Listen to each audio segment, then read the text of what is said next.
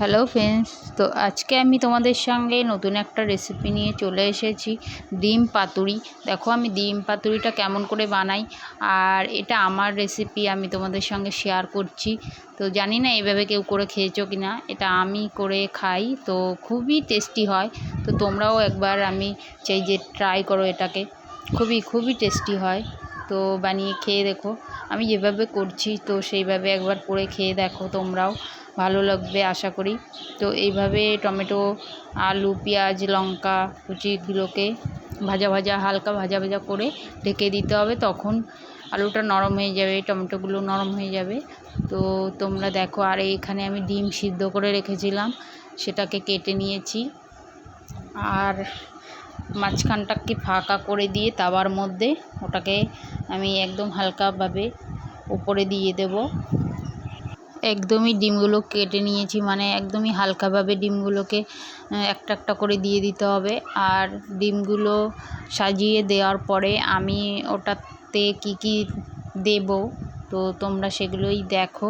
আমি সাইডে একটু তোমরা না আদা রসুন বাটাটা একটু দিলে খুবই ভালো হয়, তো আমি আগে থেকে দিতে একটু ভুলে গেছি, তো এখন আমি সাইডে দিয়ে দিলাম।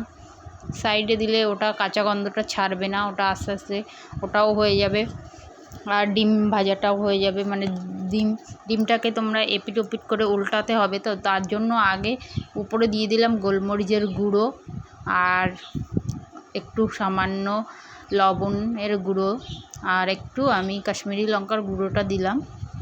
তো যে যেরকম ঝাল পছন্দ করো, তো লঙ্কার গুঁড়ো ঝালটাও দিতে পারো।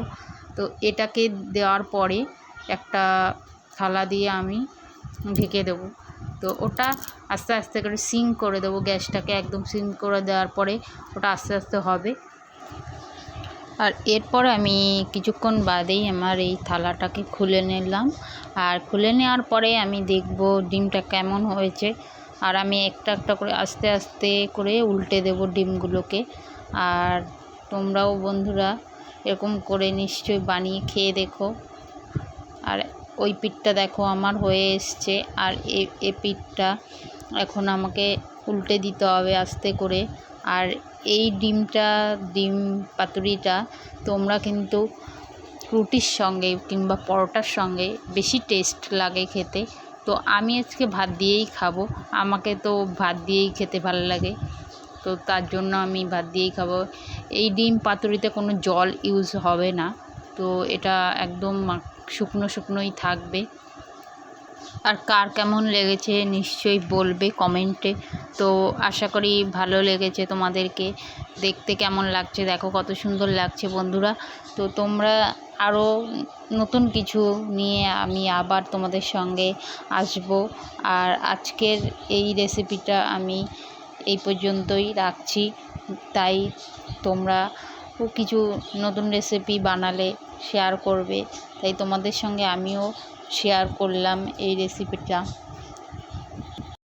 আর দেখো বন্ধুরা, আমার এখন ডিম পাতুরি রেডি। তো তোমরা কিন্তু নিশ্চয়ই এরকম রেসিপি বানিয়ে খেয়ে দেখবে, আর কেমন লেগেছে তোমাদের আমাকে কমেন্ট করে জানাবে। তো আজকের মতন ভিডিওটা আমি এখানেই শেষ করব, আর আশা করি পরের ভিডিওতেও তোমাদের সঙ্গে দেখা হবে। Tata, bye bye.